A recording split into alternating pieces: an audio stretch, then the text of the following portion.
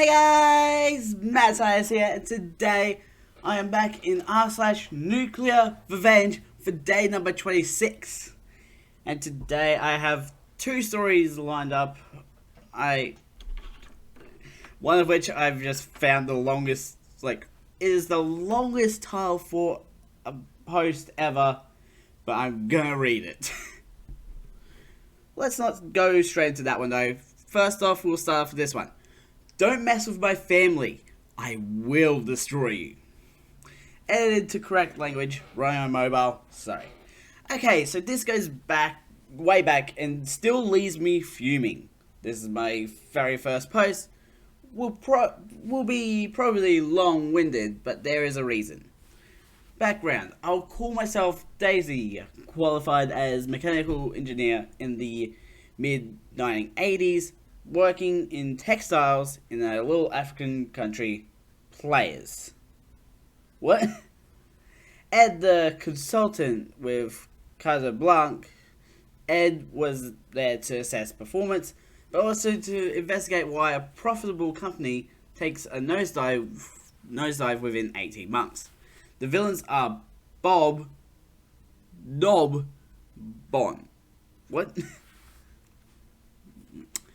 The story is long. Take a break, get yourself a coffee, a tea, a shake, cocktail, whatever rocks your boat. I was part of a management team employed on behalf of an NGO, non-government organization, company funded by the Commonwealth and IMF, International Monetary Fund, to help set up viable labor-intensive industry for this country in the mid-1990s. To start with, this was a dream job. Free luxury accommodation in a secured village that had tennis courts, swimming pool, guest lodge. My contract included free electric, water, and telephone landline. There was no broadband at that time. You used your landline to dial up. No mobiles at this time.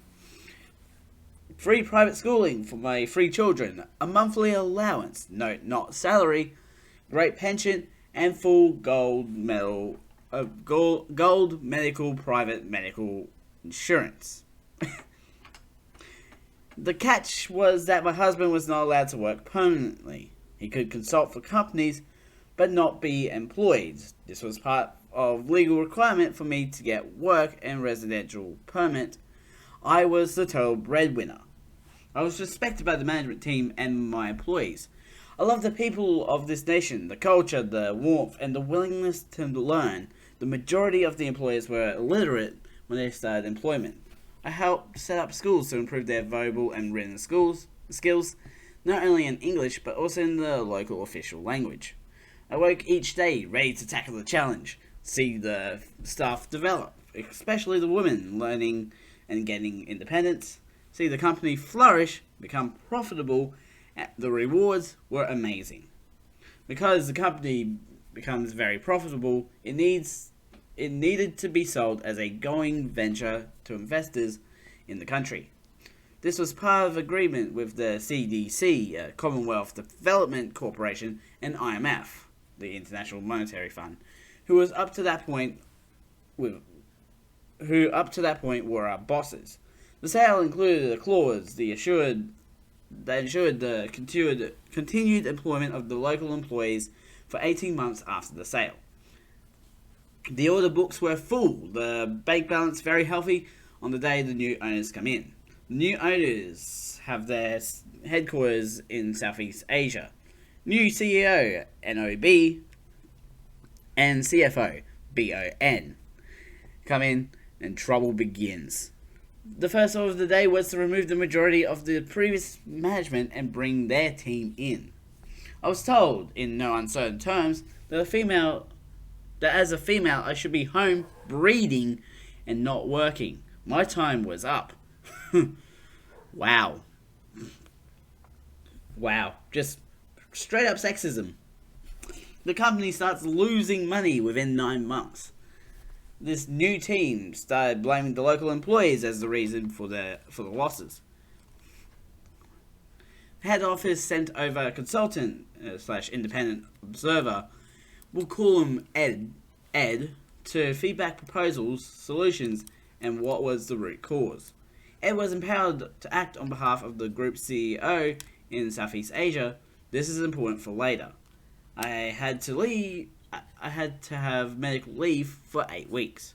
Whilst on medical leave, the CEO makes decision to cut off free private education, no more free utilities or food allowance without adjusting my allowance.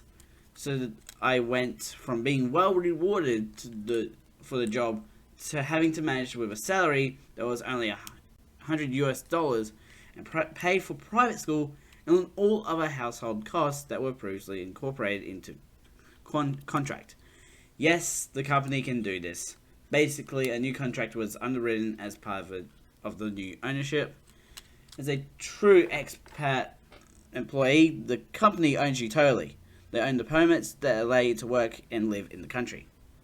I made a formal complaint, but was told if I did not like it, the company would inform the country government that I had been fired due to not being qualified. This would have meant 48 hours to leave the country with no support, no possibility of getting any of our personal belongings shipped, frozen bank account, as the local government would see this as fraud, possible police record. My family would lose everything and become destitute. On my return to work, I was demoted, and they placed their own man to run my previous department, engineering and maintenance. I get to introduce myself to my new manager. Let's name him Bob. Bob refuses to shake hands and states that he is there to make my life hell and remove me from company.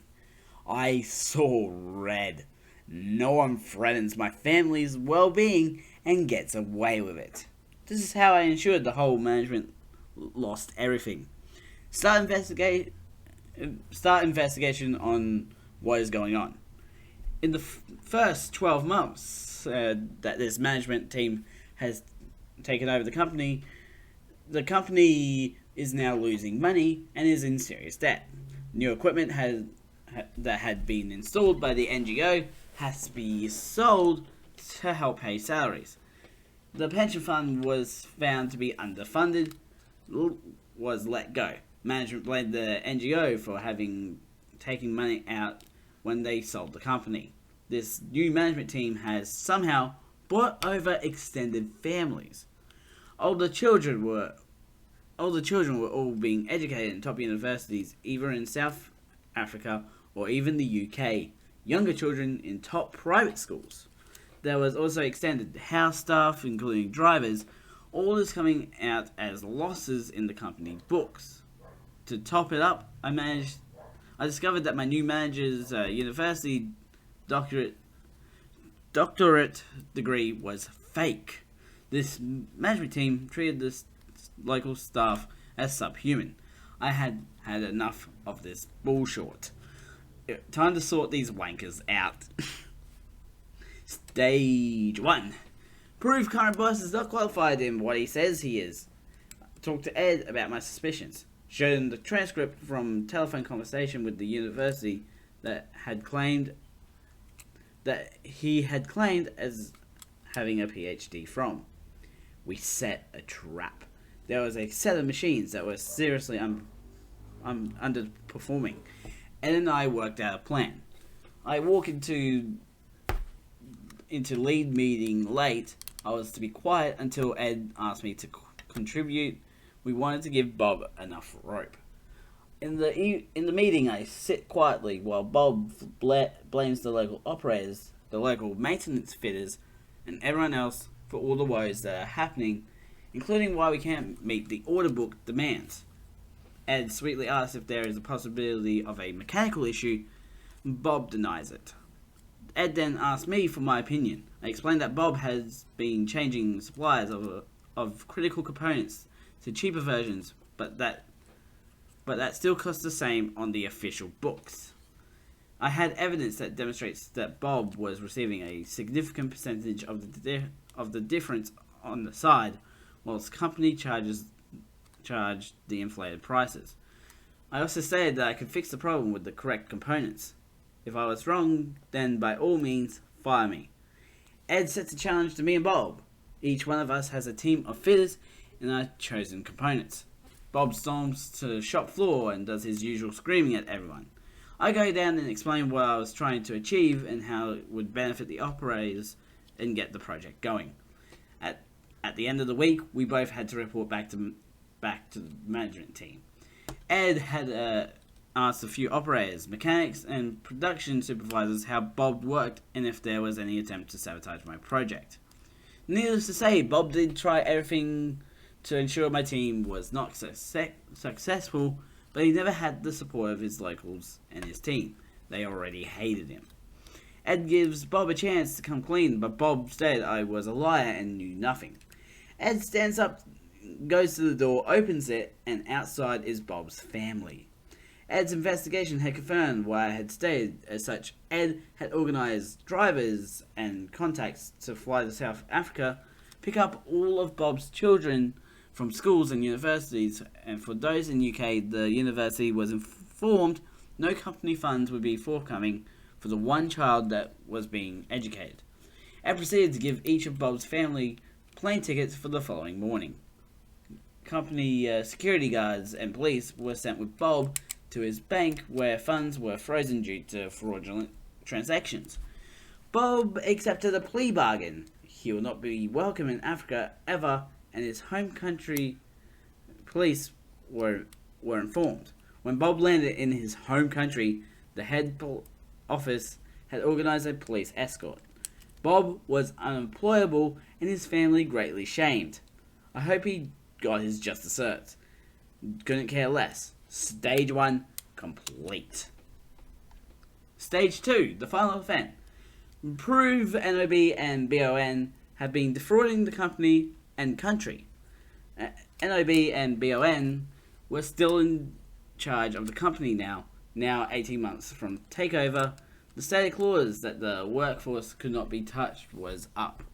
NOB and BON called an on-site meeting. They stood up front with tears running down on how the NGO had lied about the company orders and profitability, how they were trying their best, but the company is really struggling and people will lose their jobs. They announced a reduction of 66% of the workforce. I have been working closely with NOB and BON and Secretary, the accountant, and the purchasing officer, so have been able to access the info needed. Survival kicked in. As I was part of the original management team, I had the original accounts that were audited as part of the CDC and IMF funding for the NGO. In the 18 months, I accumulated information on the losses being shown and the missing money going offshore into private accounts and not the head office accounts. You see, these two did not respect women or the locals. They assumed that what was being done would not be picked up. If they had bothered to understand who they employed in the office, they would have found that the purchase officer and the accounting supervisor were qualified accountants with close links to the government, the banks, and they were, you're right, women. I had explained to the secretary, the accountant, and purchasing officer that there would be a time when we needed evidence to safeguard money and people's livelihood. So the files have been building from their 6 months to now a year later. I talked to Ed and gave him the evidence we had been accumulating. It was what Ed needed. NOB calls me to the office to tell me that I am redundant with immediate effect. He also said that for me to be able to stay in the country to sort out my family, I would now owe the company rent that was twice my given allowance. I lost it.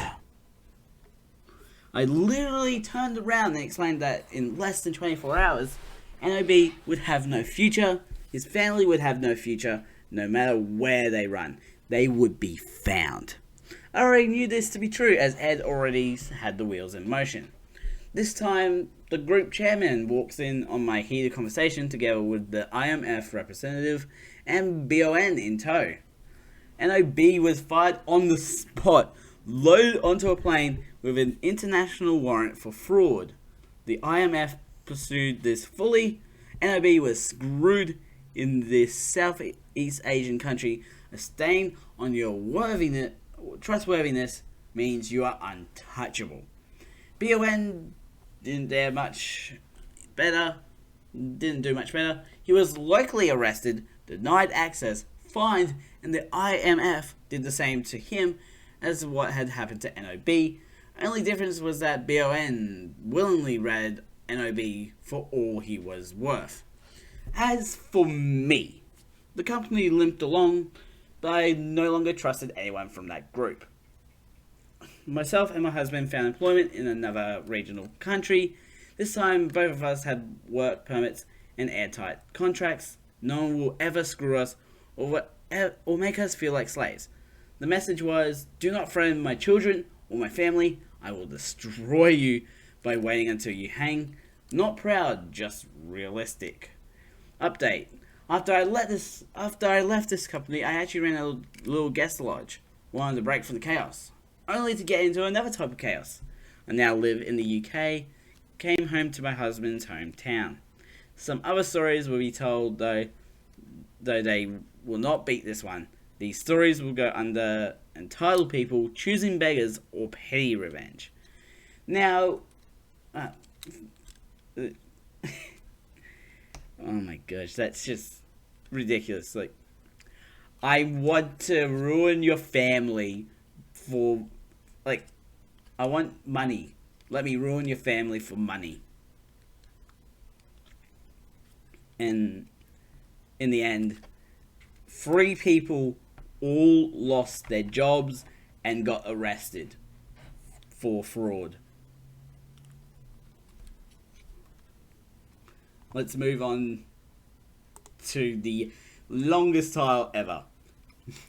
Cheated me and have your new loudmouth husband validate your actions because I was too busy mourning for my dead brother. Let's see how your new husband likes it when the shoe is on the other foot, and let me know how losing literally everything goes while I get full custody of the dog and children. English is not my first language, but the audacity of this woman and her loudmouth new husband makes for a good read. My uncle's revenge and how he stripped his wife of everything from status, children, family dog, and money. Here it goes.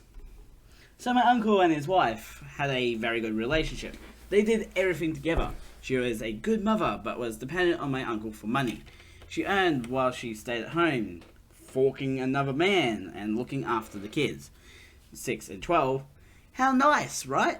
A really lovely and caring wife. For more context, my other uncle had died, so of course my uncle was mourning for a few months. He wanted love and to be cuddled and not to have sex. Well, his wife didn't care. She would give him a kiss and a quick hug, then carry on doing whatever she was doing, such as cooking and cleaning.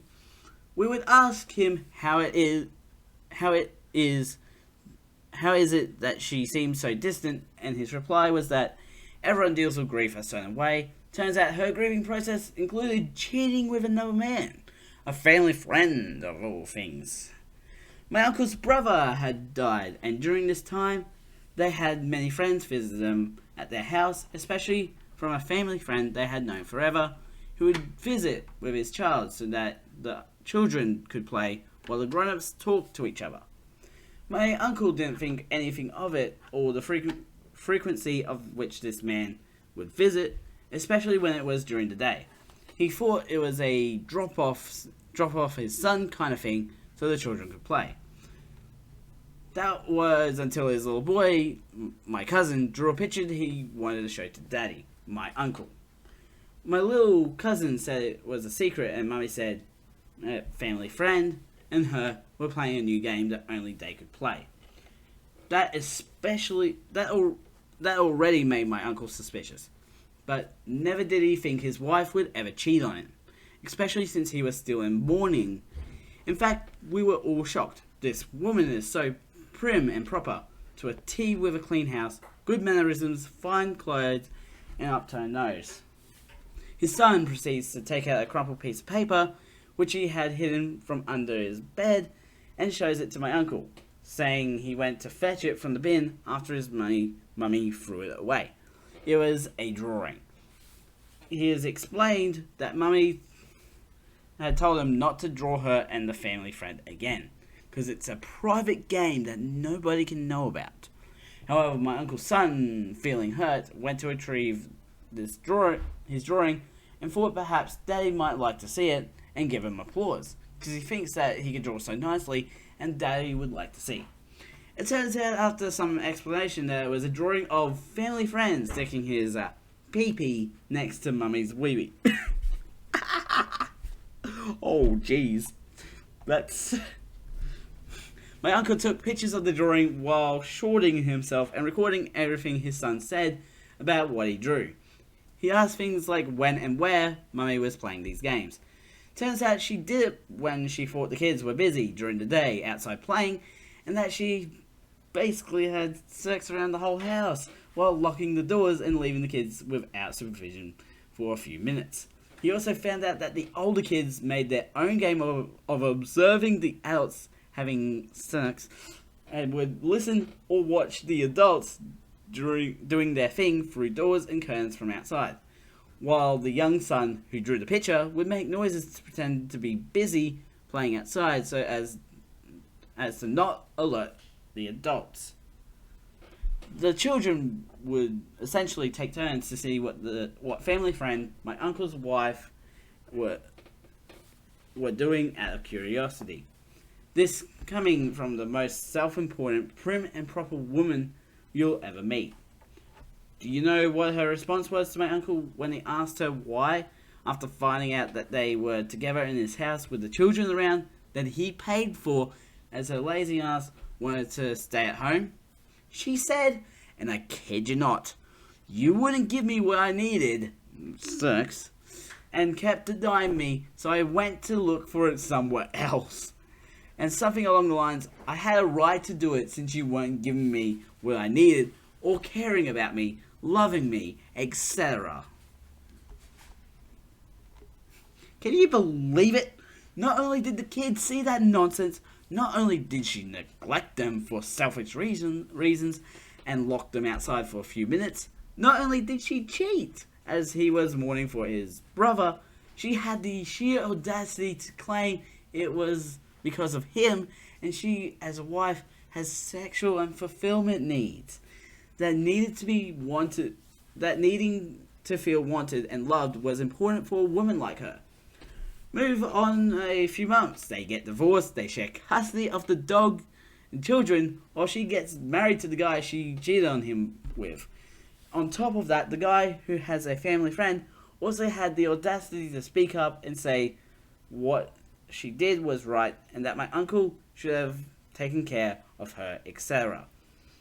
Imagine thinking you know and have a say in someone else's marriage and help to break it up. That's it. Fine to do. Do you know what else? Do you know what my uncle did to his wife? He ruined her for cheating and leaving him to marry someone else, the family friend, as well as make his life hell. He actually messed up both their lives and got full custody of his children. And yes, it was amazingly rewarding, even for us. She left my uncle for someone else. He being who he was, tried letting go, tried to forgive her, went to church, prayed for her to have a good life, never spoke bad about her and so on. Then one day she started talking to him about having the kids stay over at her house. This continued to her texting messages about how she missed him. He finally caught her wake up and caught on to what she wanted. She wanted to be with him, perhaps cheat with him on her new husband, and kept sending him messages about how she missed him. Thus, he used her feelings and urges to manipulate her into sending tons of backed up texts and videos to him by leading her on, which he finally sent to her new husband. Just as while they were trying for a baby with each other. But this stay-at-home wife would now learn her lesson. In fact, They both would. It taught them both a lesson. 1. She will always cheat. 2. The family friend who defended her cheating and married her would learn what it's like to be in my uncle's position since he liked to talk so much. 3. She did it to her husband. Now does it to him. Karma, because people informed me that I spelt it as karma. Thanks for the notes and various entertaining arguments regarding my spelling. Deserves you right for helping her cheat and defending her. Let's see what you say now.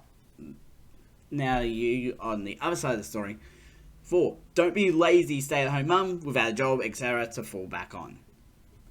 Then, when the new husband left my aunt, she couldn't take care of the children, and the laws in my country are funny, and she carelessly signed a prenuptial. She was left out on the street without being able to care for her children. She had no experience and no fine clothing or jewelry anymore to act like a proper prim and proper beach. As if she has class because she has someone else's money. So he ended up with full custody of the dog and his children. Win-win for everyone, except for the cheating horse and the loudmouth husband. Not so nice when the shoe is on the other foot, friend. TLDR, Uncle gets cheated on as he was mourning and didn't want to have sex. Aunt and family friend had Uncle got divorced. Aunt got remarried to this man, who she ended up trying to cheat on with my uncle. My uncle kept proof, showed it to the same loudmouth man who had defended my aunt. They got divorced. Aunt was left without a house or money, and my uncle got full custody of the dog and his children. P.S. She never got that class. Wasn't what you had, but how you behave. She thought class was having an iPhone, dressing well, and having a tidy house, while thinking lower of other working people.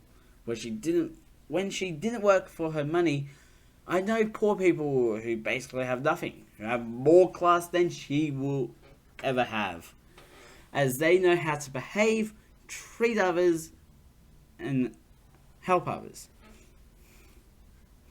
My uncle is smart enough to use already rich family money to make him richer. The family friend was just as rich, so she clearly has a type.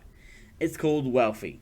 My uncle was clever before getting married, the same for this guy. When she got married to this guy after divorcing him, she lost the money she was entitled to every month, as well as the monthly childcare money when she lost her children. What money she was able to get from my uncle, she spent quickly. I am talking 5-star hotels and $1,000 cruises. Clothes with her new husband. Her honeymoon and wedding alone cost her almost $1 million for her half of the event, which lasted like 2 months, including places around Dubai, shopping trips, and the Mediterranean. Not to mention being a good mummy, she spoiled her kids crazy so they would love her and her new dad, as well.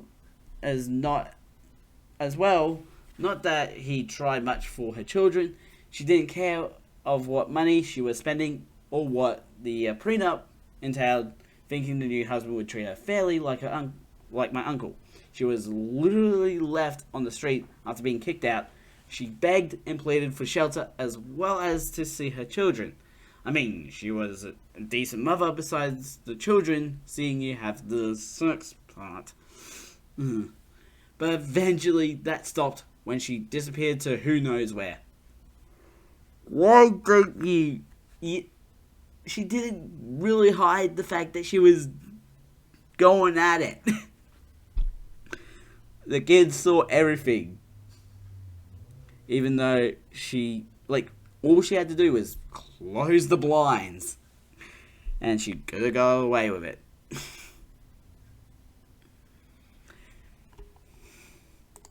Anyways, I'm going to end this episode here. Links will be in the description to my main channel and also the second channel along with links to the playlist and the last episode. Go check them out. This is actually episode number 150 on the full playlist at this point. That's just ridiculous to think about in of itself. 150 episodes. Wow. Don't forget to subscribe and hit the notification bell so you know when the next video comes out. A ding, ding. And Mad Scientist out.